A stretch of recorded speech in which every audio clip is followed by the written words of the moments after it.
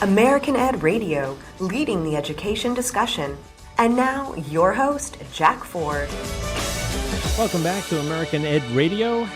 We have on the phone joining us one of our good friends, has been involved in our conversation since AmericanED got up and running. Jennifer Bellwanger is currently the Chief Accountability Officer of the Baltimore City Public Schools. She's had a great extent of experience in the classroom as an administrator, spent a lot of time in the New York City Public Schools, and it's always good to talk to Jen. Jen, how are you? I'm well, thank you. I'm thinking about the lobster bake.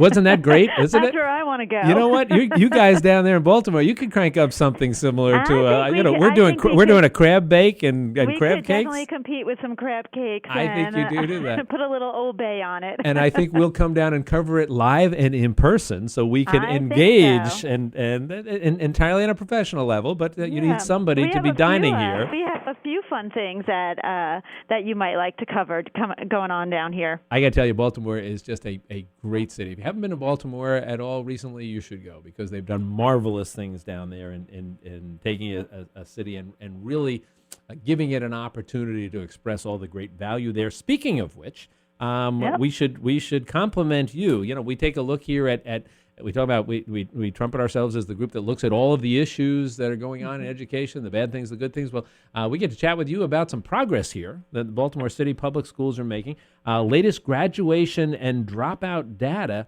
showing continued progress in the city schools. Let's talk a little bit about this, okay? And I'll give you a chance to trumpet what you guys have done. As I understand it, you jump in if I got it.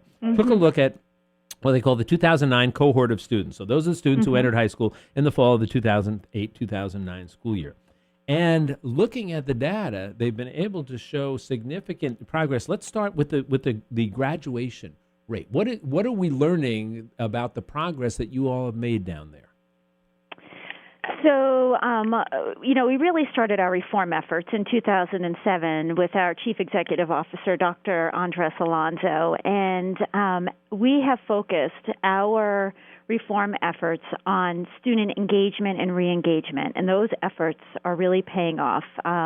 For our high school graduation rates, we've climbed, just in the past 2 years, we've climbed more than 5 points to 67% of our students graduating on time within 4 years. But better yet is what we've done with our dropout rate.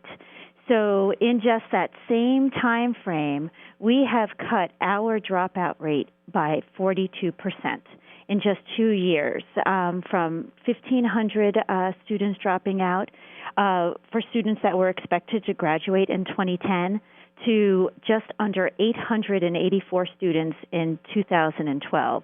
So those are tremendous efforts and really focused on re-engagement of students who either would have dropped out or should have or could have. We're really bringing them back in. We have days throughout the city called Great Kids Come Back. Everything in Baltimore is about great schools, great kids, and so we have days where kids can come back that had already dropped out, and we bring them back in, re-enroll them, and they start again on their track to graduating from high school. The numbers are really, really impressive, and I'm not saying that just because you're a friend of ours. They are impressive. Yeah. And I think that the first question, you mentioned a couple of things, but certainly anybody out there is listening to this and they're experiencing whatever their school district is, experiencing dropouts rates that are very troubling. And I'm sure the first question is, wow, how? How did you all do that, and what sort of guidance can you offer? Now, obviously, every school district is different, but what sort of general guidance could you give for folks out there to explain how you were able to do this and maybe how they can do it? Right. So undergirding all of our work is really around ensuring that all of our students graduate from city schools, college, and career ready. But we know that for the work in Baltimore City Schools, that was a stepping stone. So we've done it in a sort of a pronged approach, thinking about now as we're moving our efforts, it's really, again, around strengthening the engagement and ownership in student learning. We want the kids to own what they're learning. really becoming a data-driven organization from the central office to the schools, using data to inform the instruction, focusing on increasing attendance and graduation rates. On attendance is a very big factor, and if you are chronically absent, that is such a strong indicator of falling behind in school, that so many of our efforts were on making sure that kids come to school every day. And we still have a long way to go there. But it seems very basic, but it's where we've put a lot of our efforts and focus at this point. How do you do that, Jen? Because as you said, it does sound fairly simple.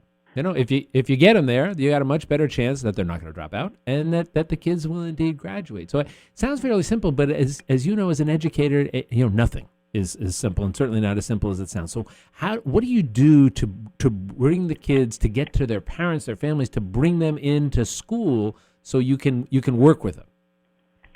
Yeah, so a lot of it is connecting school to the real world. So we're providing mentoring opportunities. Parent engagement is important, but when kids are in high school, a lot of it has to be driven by themselves. So we personalize the learning for them. If someone's looking for you every day, you're more likely to be there than if someone is not looking for you. It's easy to kind of fade into the woodwork. We are working. We've actually restructured our whole guidance system. It was our guidance counseling was really the old days approach, and right now what we're doing is really thinking about it as a very customer service oriented, what a student needs, not what a group of student needs. And predominantly a lot of this really has to do with what kids need after they graduate from high school. What do they need? And matching what they need after they graduate from high school, into bringing that into the classroom. We've got about just about a minute or so left. So this is it's kind of a big question. I'll ask you just to approach as best you can. Obviously, there's still some children that we're missing. Still some that are falling through the cracks that we're not getting back in. In about 30 seconds, can you tell me how do we identify them and reach out to them? It starts early. It starts at pre-K. So we've expanded our pre-K. We are one of the only districts in the state that offer full-day pre-K. And we know that what happens in pre-K and kindergarten, our students that are kindergarten ready, that persists well into their middle school grades. So by early intervention is really building up those strong academic practices is really what's important. And then when they get older, making sure that we have schools that that we have choice in the system that offer to match what kids want to do. Yeah. Hey, Jen, it's always a delight, first of all, to talk to you, and secondly, to talk to you when we can talk about progress that's being made. Baltimore City Public Schools. And a lot more to be done. Indeed. Our congratulations to all of you. And Jen, we'll look forward to talking to you again real soon, okay? Great. Thank you. Take care now. You take care. You're watching AmericanED Radio, the leader in delivering entertaining, trusted, and empowering education information.